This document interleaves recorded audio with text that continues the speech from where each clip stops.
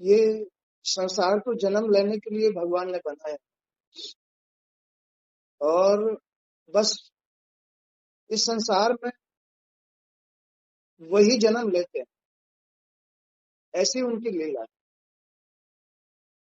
उन्होंने ये संसार अपने खेल का एक घर बनाया है, अपना खेल के लिए एक ऐसा मैदान बनाया है जिसमें वो खेलते रहते हैं, जन्म लेते हैं।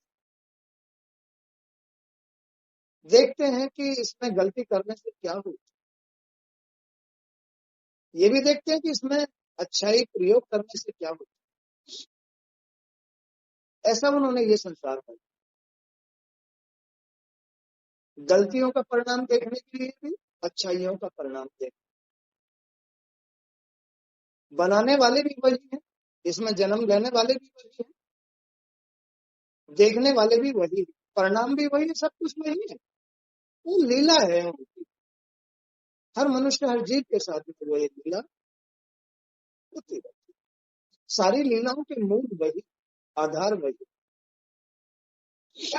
तो वो एक बात समझा रहे हैं कि जब तक मनुष्य, ये जो जीव है मनुष्य मानव, जब तक मनुष्य इंद्रियों का सुख नहीं छोड़ता, इस जाल में फंसा रहता है, इंद्रियों का सुख नहीं छोड़ता, तब तक उसका दुख नहीं मिटता। इंद्रियों के सुख में ही दुख है, भजन में दुख नहीं है, इंद्रियों के सुख में दुख है। ऐसा उन्होंने ये संसार बना करके लीला डाली है। जब तक मनुष्य इंद्रियों का सुख नहीं छोड़ता, उसका दुख नहीं मिटता। जीवन मृत्यु के चक्र में फंसा हुआ घूमता रहता है, कभी जन्म में तो कभी मर। कभी घर में भेदभाव शांति, तो कभी हानि, कभी रोग, तो कभी दोष। इन सब का कारण है जीव का इंद्रियों में लिप्त रहे, मोह में लिप्त रहे। इन इंद्रियों से ही जीव को मोह की प्राप्ति होती है। मोह माने गंदगी की प्राप्ति होती है। परंतु जो व्यक्ति पूर्ण तथा निष्काम भक्ति से श्री हरि की पूजा करता है, निष्काम, इस संसार में इन इंद्रियों के सुख को त्याग करके जो निष्कामी हो जाता है, ये सकाम भावना इच्छाएं जो पैदा हो रही है वो इसी में से हो रही है। जो विषय वासना इच्छा तृष्णा आदि पैदा हो रही है, वो सब इन्हीं की वजह से होती है कि ये जीव इंद्रियों के सुख के लिए इनमें रम जाता है, मोहग्रस्त होता है। और इस मोहग्रस्त होकर, इंद्रियों में लिप्त होकर, फिर इच्छाओं में बदलता है और सकाम भाव हो जाता है। सकाम भाव माने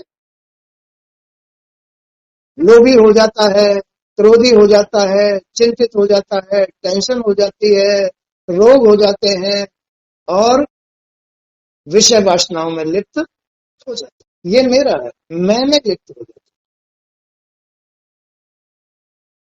जो व्यक्ति पूर्ण तथा निष्काम भाव से श्री हरि की पूजा करता है और अपने सभी सांसारिक कार्यों को करते हुए अपने सभी कर्मों को श्री हरि को समर्पित करके जन्म से मृत्यु तक का अपना समय व्यतीत करता है, वो व्यक्ति सीधे वैकुंठ में जाता है।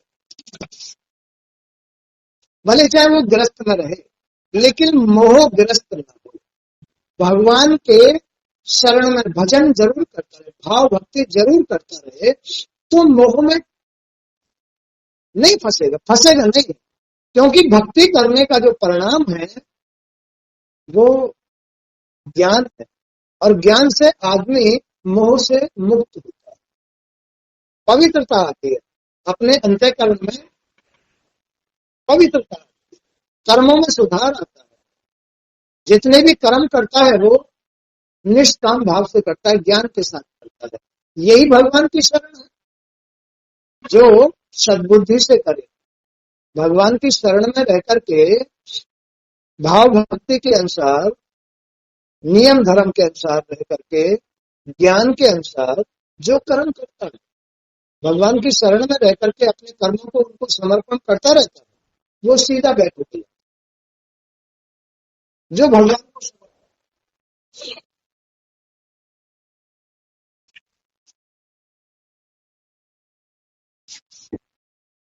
मुक्ति प्राप्त करके वह सभी प्रकार के आवागमन चक्र से छूट जाता है। ऐसा मनुष्य जो भगवान की शरण में भाव भक्ति करके, ज्ञान प्राप्त करके, या गुरुओं की शरण में रह करके, उनकी सेवा करके, भाव भक्ति करके, उनको खुश करके, मुक्ति प्राप्त करके वह सभी प्रकार के आवागमन, सभी प्रकार के, कुत्ता बिल्ली में जन्म लेकर के, पशु पक्षियों में जन्म, मानव, माने सभी आवागमन चक्रों से मुक्त होकर के वो बैकुंठ चला जाता है। ऐसा मनुष्य जो मोह में लिप्त नहीं होता, जो भगवान में लिप्त रहता है, उनका भजन करता है, नियम धर्म अपनाता है, भाव भक्ति रखता है, तो इससे ज्ञान की उत्पत्ति होती है, भगवान से प्रेम पैदा होता है।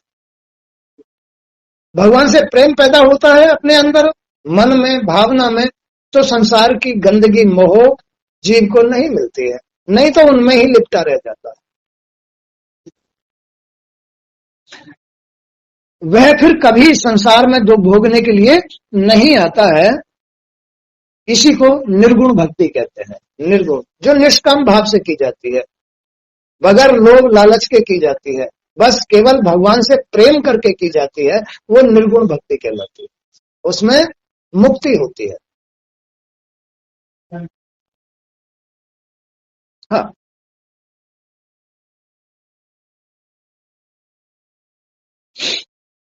तो वो यही बात समझा रहे हैं कि श्री हरि के चरणों में जिसकी भक्ति है, प्रीत है, प्रेम है, सेवा भाव है, उसे संसार से विरक्त ही समझना चाहिए।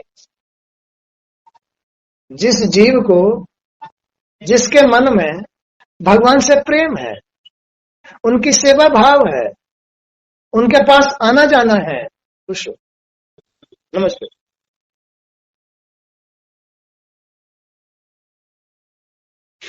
जिनके मनों में भगवान के प्रति, गुरुओं के प्रति सेवा भाव है, प्रेम है,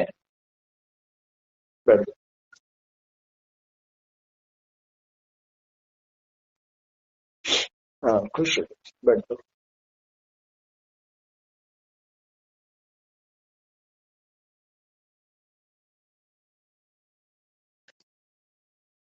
गुरु लोग समझा रहे हैं इस बात को कि जिनके मन में भगवान के प्रति प्रेम है, सेवा भाव है, प्रीत है, उसे संसार से विरक्त ही समझना चाहिए। संसार से, मोह से विरक्त समझना चाहिए। समझो कि वो संसार में लिप्त नहीं है, संसार में वो आसक्त नहीं है। जो भगवान से, अपने गुरुओं से, ज्ञान से प्रेम रखता है, प्रीत रखता है, उनकी सेवा भाव करता है, समझो वो उनका ही है, वो संसार का नहीं है। संसार में रहते हुए भी वह अपना भला बुरा समझने लग जाता है। संसार तो ऐसा है कि उसे अपना भला बुरा समझने ही नहीं देता है, ऐसा है संसार। लेकिन जो गुरुओं की सेवा करता है, जो उनसे प्रीत रखता है, प्रेम रखता है, भगवान की शरण रहता है, भाव भक्ति करता है, उसे मोह मुक्त ही समझना चाहिए।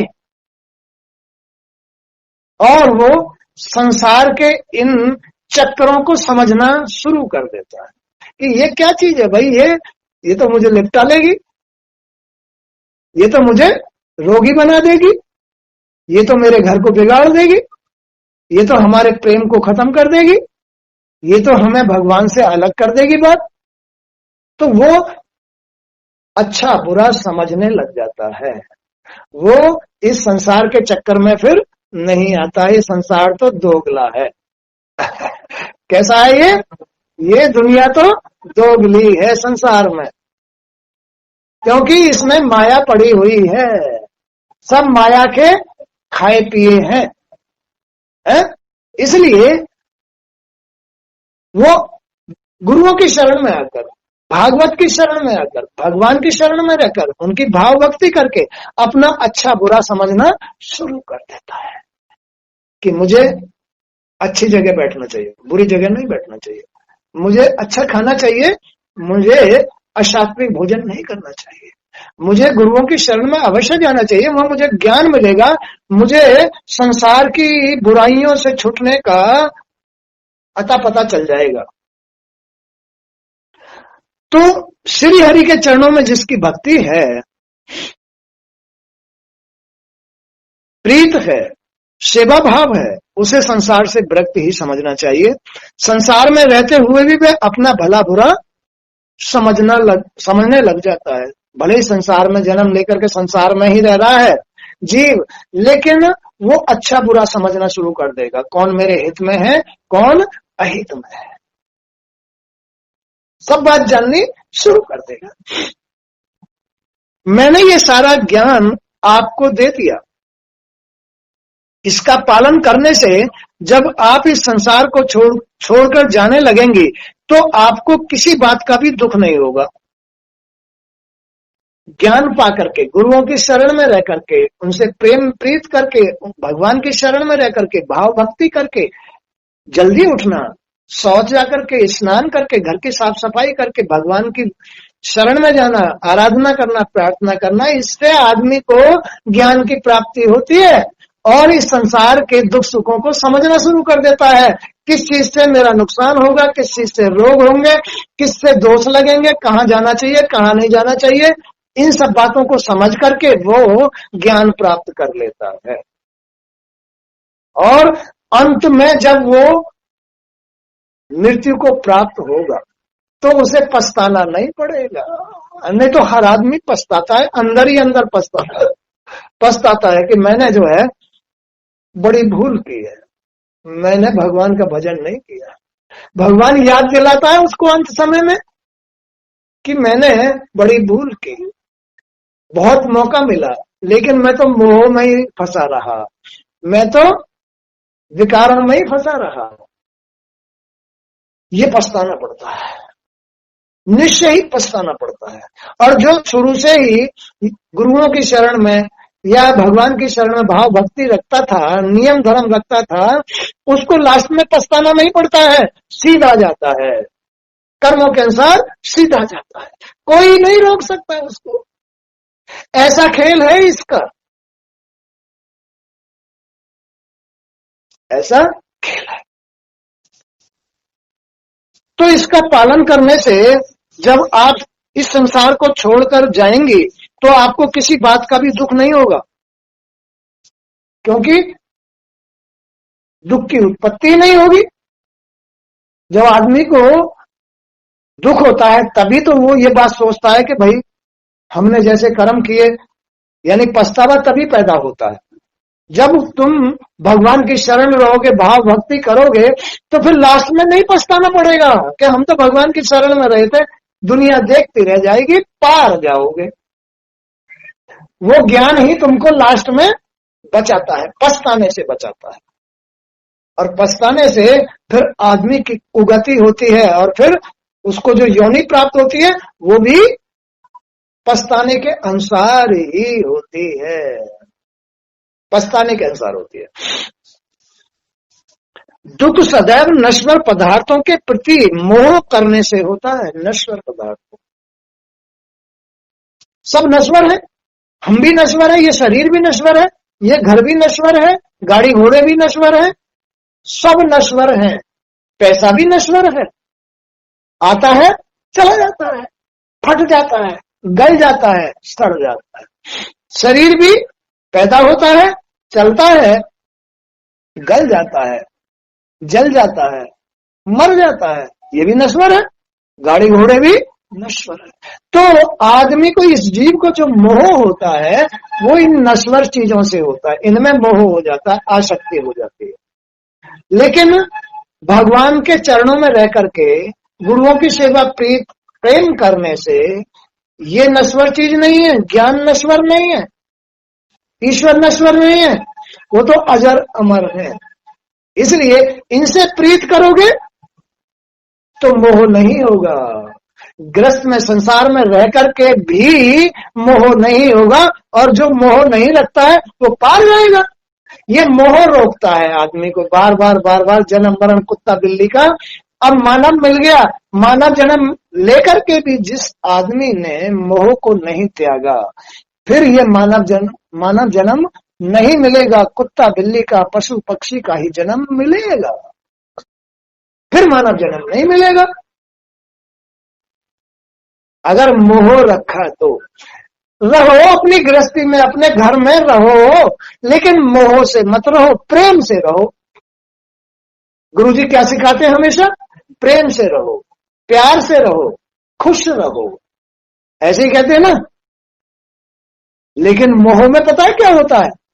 जब जब भी तुम्हारा मन और बुद्धि विकारों में जाएगा, तभी तुम्हारे अंदर मोह पैदा होगा, भेदभाव पैदा होगा, तेरे मेरे की बात पैदा होंगी, लड़ाई झगड़े की बात पैदा होंगी। जब भी तुम विषयों में जाओगे, तुरंत ही तुम्हारा मन और बुद्धि मोह में फंस जाएगी, और मोह में ही आदमी लड़ाई झगड़े, भेद भाव, अगड़म झगड़म करता है,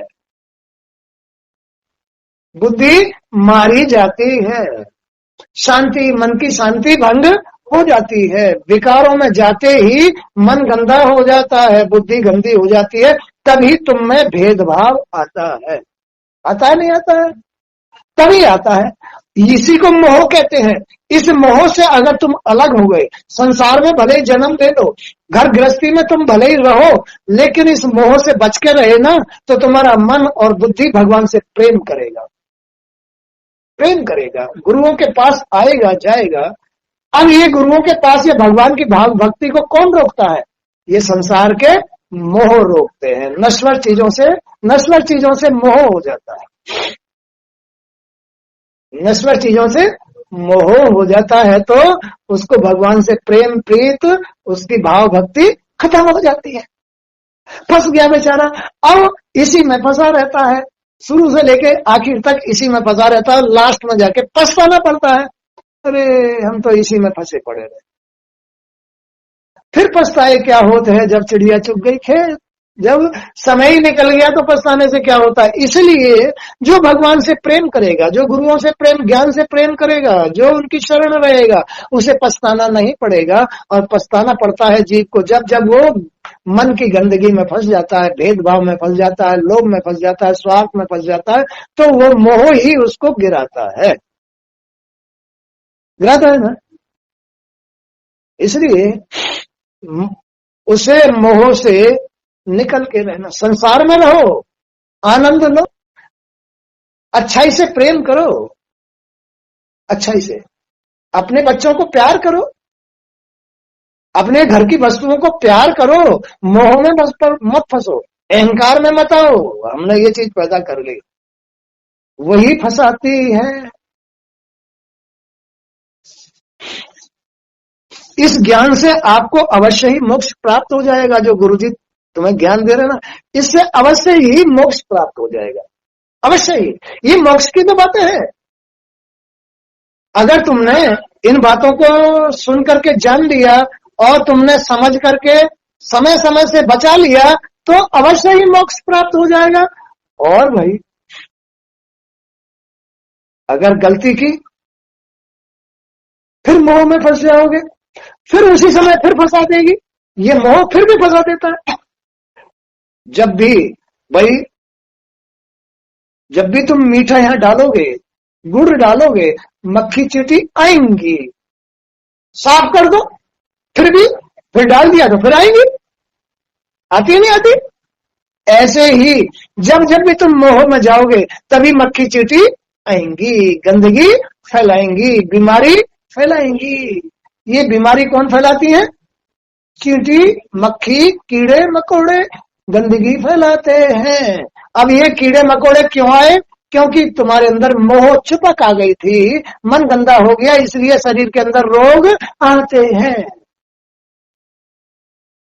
बड़े बड़े रोग आ जाते हैं। कैसे कैसे? कैंसर तक हो जाते हैं, टाइफाइड हो जाता है, बिगड़ जाता है। ज्ञान होता नहीं है, समझ होती नहीं है, इलाज कराते नहीं है, पड़े रहते हैं। हो जाएगा सब ठीक हो जाएगा, हो जाएगा सब ठीक हो जाएगा। यही है अज्ञानता। अज्ञानता में वो रोग उसको ले बैठते हैं। अब वो रोग कहां से आए? चिपक से, मोह से आए, गंदगी से आए। तुमने गुड़ डाल करके, मीठा डाल करके, अब तुमने मक्खियों को, चींटियों को, कीड़े मकोड़ों को निमंत्रण दे दिया, आ जाओ भाई खा लो। लेकिन वो खा तो ले, कोई बात नहीं है, लेकिन वो गंदगी फैला के जाएंगे। गंदगी फैलाएंगे तो ये जो मन की गंदगी, बुद्धि की गंदगी तैयार होती है, वो इन विकारों में से होती है, नश्वर चीजों में, आसक्तियों से होती है। इसका नाम है मोह। क्या है इसका नाम? मोह। ये मोह आदमी के, यानी भगवान के चरणों से हटा लेता है मोह, उनके प्रेम से हटा लेता है, उनकी सेवा से हटा लेता है, ये मोह हटा लेता है। जब भी मोह आएगा, उनके चरणों से हटाएगा, उनकी सेवा हटाएगा, उनसे प्रेम हटाएगा, और फिर अपने में बदल लेगा, मोह में बदल लेगा। इसी का नाम मन की खराबी है। गुरुजी बड़ा मन खराब हो रहा है, गुरुजी बहुत कोशिश कर रहा हूं, फिर भी ये मन मानता नहीं है, मन खराब हो रहा है। ये बुद्धि पता नहीं कहां कहां तरह तरह के विचार लेके आ रही है, ऐसी लाती है ना। गुरुजी कहते हैं भाई चिंता मत करो, सब ठीक हो जाएगा, है सब ठीक हो जाएगा, तुम चिंता। गुरुजी को तो पता है ना इस बात की, मोह में आगे होंगे, मोह में आगे होंगे तो मन गंदा हो गया, बुद्धि गंदी हो गई, तो फिर अब भाई ये तो एक दो दिन लगेगा, अब साफ हो जाएगा। एक दो दिन लगेगा, फिर साफ हो जाएगा। गुरुजी समझा देते हैं। तो भाई ये ऐसी चीज है, जब जब भी तुम नश्वरता में जाओगे, सकाम भाव में जाओगे, तब तब तुम्हारा मन बुद्धि तुम्हें भगवान से हटाएगी, उसकी सेवा से हटाएगी, उससे प्रेम करने से हटाएगी, और तुम्हारा बुरा करेगी। क्या करेगी? तुम्हारा जीव का बुरा करती है। यही मोह, नश्वरता तुम्हारा बुरा करती है, कमजोर बना देती है, उदास कर देती है, रोग पैदा, दोष पैदा, बुद्धि खराब, कर्म खराब, भेदभाव, लड़ाई झगड़े। भेदभाव में ही सोचेगा, फिर कैसा सोचेगा? भेदभाव में ही सोचेगा, जिससे उसका घर खराब होता है, उसका ही घर खराब होता है, भेदभाव में सोचेगा। जब जब तुम भेदभाव में सोचोगे, अपना घर खराब कर रहे हो। अरे भाई, तुम्हारी गति, तुम्हारा उद्धार, तुम्हारा मोक्ष, तुम्हारा कल्याण, तुम्हारा सब कुछ जीवन का आनंद तो भगवान की शरण में है, गुरुओं की शरण में है, ज्ञान की शरण में है। यही तुम्हारा मोक्ष कराता है, फिर तुम्हें कहीं जाने की जरूरत क्या है? अबे फिर भी जरूरत पड़ेगी क्या? है? नहीं पड़ेगी ना। तो फिर ऐसी जगह ही जाना चाहिए जहां आदमी को सुख मिले, ज्ञान मिले, आनंद मिले, ऐसी जगह ही जाना चाहिए। ऐसी जगह नहीं जाना चाहिए जहां सब कुछ लुट पिट जाए, ऐसी जगह नहीं जाना। ध्यान रखो इस बात का, नहीं तो बाद में पछताना पड़ेगा।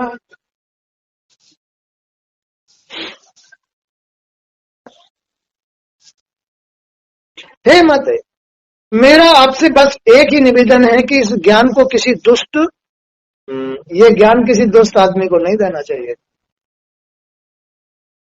बुरे आदमियों को ज्ञान नहीं देना चाहिए, बस ये ज्ञान, ये बात ध्यान रखना, नहीं तो वो अनादर करेगा और वो फिर ज्ञान तुम्हें कोसेगा।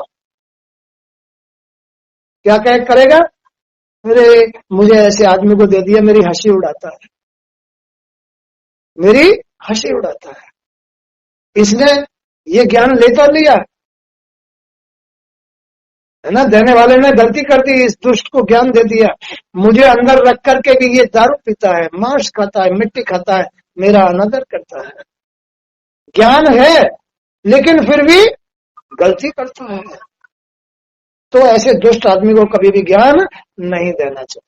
जो ज्ञान का अनादर करे, ईश्वर का, ये ज्ञान ईश्वर का रूप है, ज्ञान ईश्वर है, परमात्मा है, इसका अनादर नहीं कराना चाहिए। ऐसे दुष्ट आदमी को ज्ञान नहीं देना चाहिए। तो वो यही करे। मेरा आपसे बस एक ही निवेदन है कि इस ज्ञान को किसी दुष्ट, दुर्विनीत, घमंडी को भी नहीं देना चाहिए।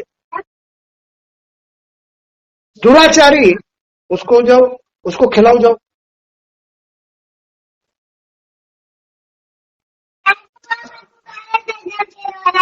ले जाओ, जल्दी जाओ, जल्दी जाओ, जाओ जाओ, उनको गुब्बारा दे देना, जाओ जाओ, जल्दी जाओ।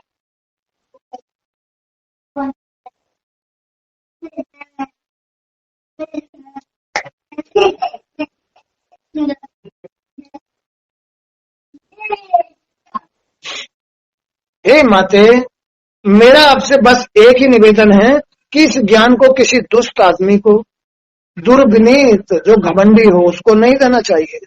दुराचारी को, बुरे कर्म करने वाले को कभी ज्ञान नहीं देना चाहिए। अहंकारी को और स्वार्थी तथा भोगी व्यक्ति को नहीं सुनाना चाहिए, जो बात नहीं मानता हो। ये ज्ञान बड़ा पवित्र चीज है, ये ज्ञान ईश्वर का रूप है। ऐसे लोगों को, भोगी विलासी लोगों को भी नहीं सुनाना चाहिए, क्योंकि ज्ञान का अनादर होता है, नहीं सुनाना चाहिए। ऐसे व्यक्ति श्री हरि के भक्तों से द्वेष रखने वाले होते हैं, जो ज्ञान को रखते हुए और फिर गलतियां कर रहे हैं। ये श्री हरि से द्वेष रखते हैं, उनका आदर नहीं करते हैं, सत्य को आदर नहीं देते हैं। ऐसे व्यक्ति को भी ज्ञान नहीं सुनाना चाहिए।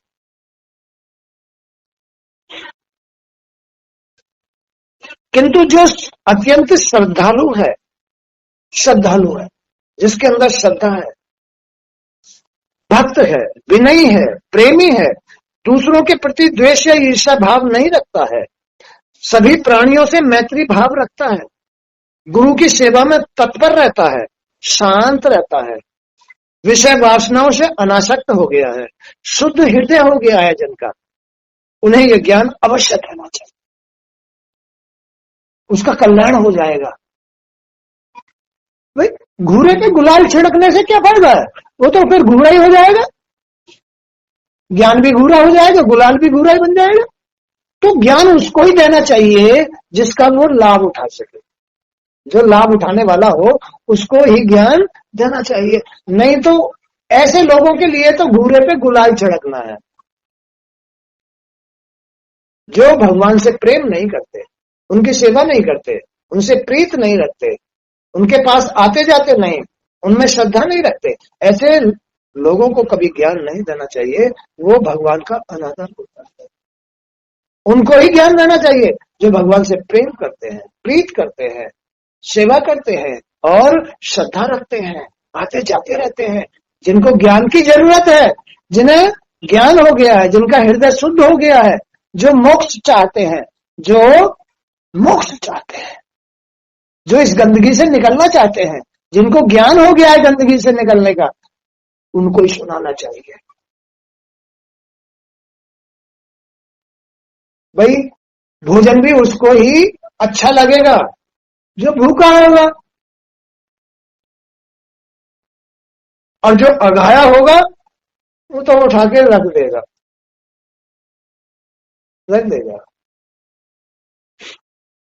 क्योंकि उसको भूख नहीं है, वो तो कहीं और फंसा हुआ है, कुछ खाई आया है, कुछ पी आया है, नहीं। तो भोजन भी उसको ही खिलाना चाहिए जो भूखा हो, दान भी उसको ही करना चाहिए जो वास्तव में दान का पात्र हो। बुरे आदमियों को कभी दान नहीं करना चाहिए। हमेशा दान सत्पुरुष का लगता है, भूखे का लगता है, नंगे का लगता है, जिसके पास वस्त्र नहीं है उसको वस्त्र दान करो, जिसके पेट में अन्न नहीं है, भूखा है, उसको अन्न दान करो। जो सत्पुरुष है, जो वास्तव में दान लेने का अधिकारी है, उसको दान करो, उसके नाम पर दान करो, उसके नाम पर दान करो, उसको ही दान करो जो उस जैसा ज्ञानी है। तो तुम्हारा दान तुम्हारा कल्याण होगा।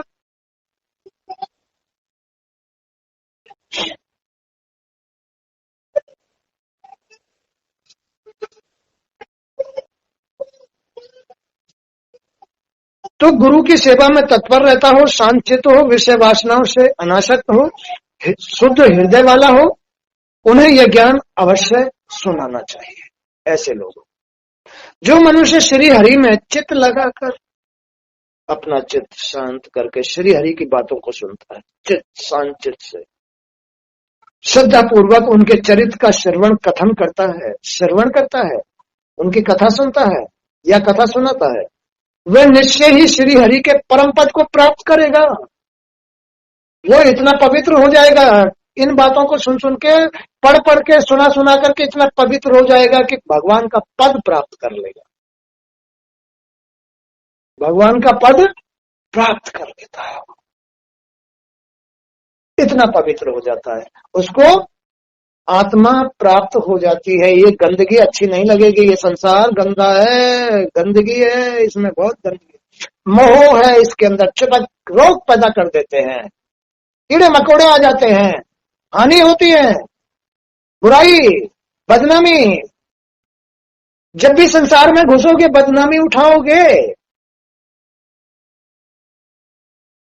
तभी तुम्हारा मन खराब होगा, तुम्हारी बुद्धि खराब होगी, भेदभाव आएगा, उसी समय तुम्हारे विचार गलत हो जाएंगे, विचार अब तुम्हारे हित में नहीं रहेंगे, तेरे मेरे की लड़ाई की, राग द्वेष की बातें तुरंत आनी शुरू हो जाएगी, उसी समय आनी शुरू हो जाएगी। जब जब भी ये जीव इस संसार में मोह में फंसता है, तभी उसकी बुद्धि, मन, भाव सब खराब होकर के टेंशन, चिंता और नए नए उत्पात, नए नए कुकर्म, नए नए बुरे बुरे विचार आने शुरू हो जाए।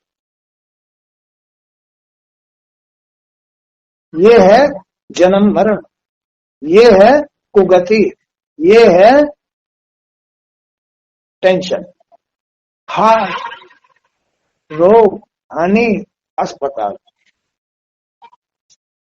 वो कह रहे हैं जो मनुष्य श्री हरि में चित्त लगाकर श्रद्धा पूर्वक उनके चरित्र सुनता है, उनकी कथा सुनता है, उनकी शरण आता है, प्रीत करता है, प्रेम करता है, बस वह निश्चय ही वैकुंठ प्राप्त करेगा, श्री हरि का परम पद प्राप्त करेगा, श्री हरि का आत्मा को प्राप्त अवश्य करेगा।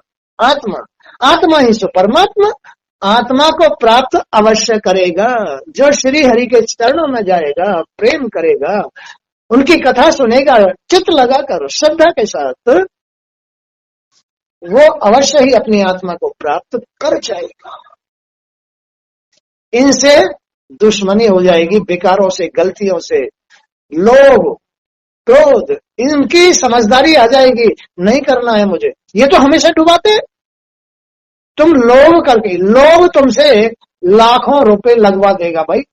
कोई आएगा, समय ऐसा आएगा तुम्हें लोभ देगा, कभी तुम्हारे 1 लाख के 10 लाख कर दूंगा, तुम तुरंत फंस जाओगे, लो भाई 10 लाख हो रहे भाई, 1 लाख के 10 लाख हो रहे, लोग फंसा लेगा। लोग की नैया हमेशा डूबती है। क्रोध ज्ञान को नष्ट कर देता है, अज्ञानी बना देता है, तुम्हारे ज्ञान को खत्म कर देगा। क्रोध जब भी आएगा, ज्ञान नहीं रहेगा। तुम्हारे जिंदगी भर की तपस्या, गुरु जी की सेवा, क्रोध आया 1 सेकंड में ज्ञान साफ कर दिया।